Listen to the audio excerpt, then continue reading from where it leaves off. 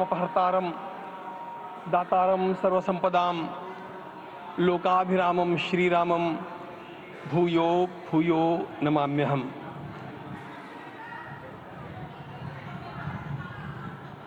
आज अंतःकरण अत्यंत उल्लास से, समाधान से और कृतज्ञता से भरा हुआ है। हमारा संपूर्ण राष्ट्र और पूरा विश्व भी आज भगवान श्री राम की प्रतिष्ठा से आलोकित होने का पर्व आरंभ हो चुका है।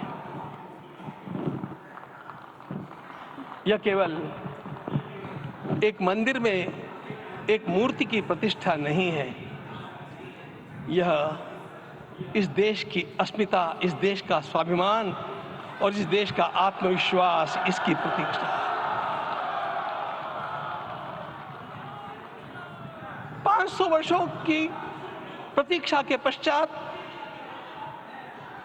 यह संभव हो सका। इसके जो अनेक कारण हैं, उनके ऊपर तो आलोक हमारे सारे सम्माननीय अभ्यागत डालेंगे ही। मैं केवल एक काम के लिए यहां पर खड़ा हूं, छोटा सा काम। कारण तो अनेक होते हैं, लेकिन अनेक कारण मिलते मिलते आखिर वे एक विशिष्ट स्तर तक पहुंच जाते हैं और उस स्तर पर कोई महापुरुष हम लोगों को उपलब्ध होता है और उस विभूति के कारण युग परिवर्तित हो जाता है।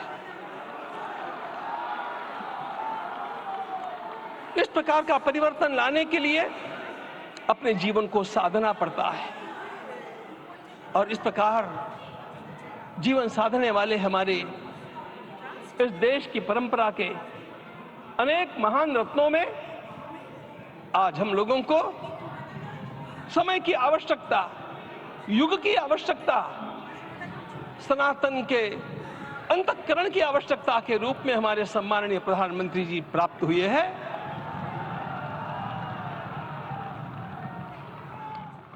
यह केवल इस देश का नहीं, यह संपूर्ण विश्व का सौभाग्य है कि आज एक ऐसा राजर्षि हम लोगों को प्राप्त हुआ।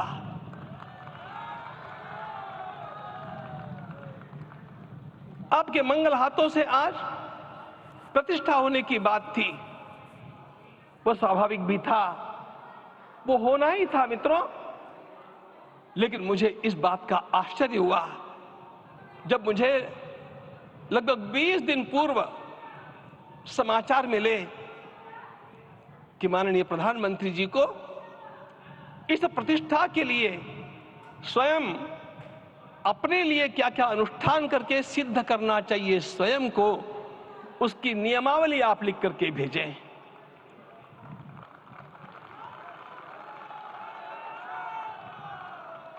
जिस प्रकार का हमारे देश का राजनीतिक माहौल है, कोई भी आकर के किसी भी समय कुछ भी कर्म करके चला जाता है, वो उद्घाटन हो, चाहे पौधारोपण हो, चाहे कुछ भी हो, लेकिन उसके लिए मैं अपने को सिद्ध करूं, इस प्रकार की भावना कहां होती है? यदि किसी ने पूछा तो मैं कहूंगा कि यहां होती है। भगवान श्री राम की प्रतिष्ठा करनी है। भारतीय जीवनादर्शों के सर्वोच्च आदर्श भगवान श्री राम है और इन समस्त जीवनादर्शों की प्रतिष्ठा करने के समान ही यहां की प्रतिष्ठा रही है। इसलिए एक महान विभूति को ऐसे लगा कि मैं अपने को भी साधूं। मैं कर्मणा मनसा वाचा, कर्म से, मन से और वाणी से अपने को उसके लिए शुद्ध बनाऊं, सिद्ध बनाऊं, और उसका मार्ग तप ही है। भगवद गीता ने कहा, यज्ञ दान तप कर्म न त्याज्यम कार्यमेव तत्। तप से ही विशेष परिशुद्धि होती है। आज मुझे आपको बतलाने समय अंतःकरण गदगद होने की अनुभूति हो रही है। मैंने तो कहा था, हम लोगों ने महापुरुषों से परामर्श करके लिखा था, आपको केवल 3 दिन का उपवास करना है। आपने 11 दिन का संपूर्ण उपोषण किया। हमने 11 दिन एक मुक्त रहने के लिए कहा था, उन्होंने अन्न का ही त्याग कर दिया। महाभारत में कहा गया है अनशन ये सबसे बड़ा तप है, अनशन। और उसको उनके जीवन में साकार होते हुए मैंने केवल देखा नहीं, मैं थोड़ा तार्किक हूं।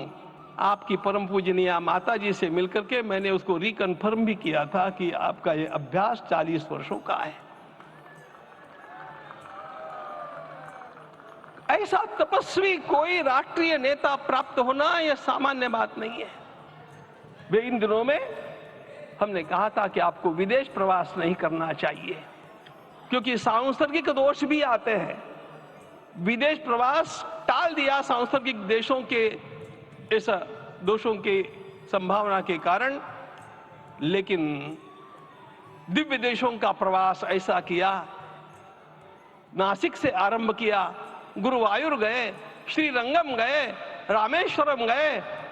इन सारे स्थानों पर जाकर के वहां के परमाणुओं को लेकर के और पूरी भारत माता के हर कोनों में जाकर के मानो वे निमंत्रण दे रहे थे कि आइए दिव्य आत्माओं, अयोध्या पधारिए और हमारे राष्ट्र को महान बनाने के लिए आशीर्वाद दीजिए।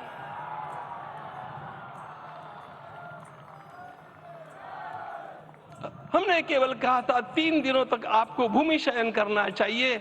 11 दिनों से आप भूमि शयन कर रहे हैं। इस कड़कड़ाती ठंड में इस प्रकार का शयन करना,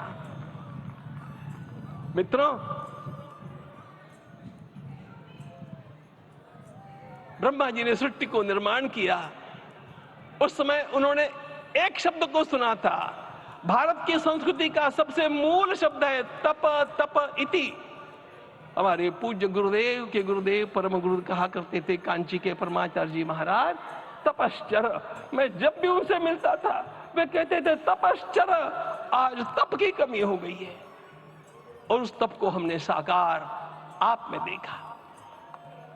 मुझे इस परंपरा को देखते हुए केवल एक राजा याद आता है जिसमें यह सब कुछ था, और उस राजा का नाम छत्रपति शिवाजी महाराज। छत्रपति शिवाजी महाराज। मित्रों, लोगों को पता नहीं है शायद, वे स्वयं जब मल्लिकार्जुन के दर्शन के लिए श्रीशैलम के ऊपर गए, 3 दिन का उपवास किया, 3 दिन शिव मंदिर में रहे, और महाराज ने कहा कि मुझे राज्य नहीं करना है, मुझे संन्यास लेना है, मैं शिव जी की आराधना के लिए जन्मा हूं, मुझे संन्यास लेना है, मुझे वापस मत ले जाइए। इतिहास का वो बड़ा विलक्षण प्रसंग है। उस प्रसंग में उनके सारे ज्येष्ठ मंत्रियों ने उनको समझाया और लौटा करके लाया कि यह भी आपका कार्य भगवत सेवा ही है। आज हम लोगों को उसी प्रकार के एक महापुरुष ऐसे प्राप्त हुए हैं जिसको भगवती जगदम्बा ने स्वयं हिमालय से लौटा करके भेज दिया कि जाओ भारत माता की सेवा करो। तुम्हें भारत माता की सेवा करनी है। मैं अपने को कभी श्रद्धा रखने के बारे में भावुक नहीं पाता हूं, लेकिन कुछ स्थान ऐसे होते हैं जहां पर आदर के साथ अपना मस्तक अपने आप झुक जाता है। ऐसा एक स्थान हम लोगों को उच्च पदस्थ इस राजर्षि ने जब दिखाया तो मुझे छत्रपति शिवाजी महाराज के गुरु समर्थ रामदास स्वामी महाराज की याद आ गई। उन्होंने शिवाजी का वर्णन किया, निश्चयाचा महामेरु, निश्चयाचा महामेरु, बहुत जनासी आधारु, अखंड स्थितिता निर्धारु, श्रीमंत योगी, श्रीमंत योगी, श्रीमंत योगी। हम लोगों को आज एक श्रीमंत योगी प्राप्त हुआ। आज मैं यहां पर केवल इसलिए खड़ा हूं कि इतने तपस्या के पश्चात इन सारे महात्माओं की अनुमति लेकर के और उनके आशीर्वाद लेकर के उनका यह तप पूर्ण करने के लिए, उसकी सांगता के लिए उनको चरणामृत दिया जा रहा है। आप सबकी सहमति हो तो आप सब लोग ओंकार का घोष करके मुझे सहमति दें।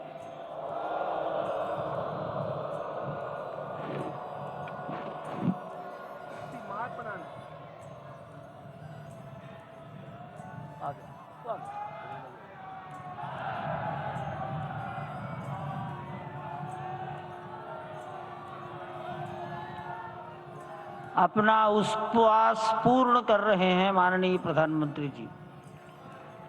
11 दिवसीय उपवास को वो पूर्ण कर रहे हैं।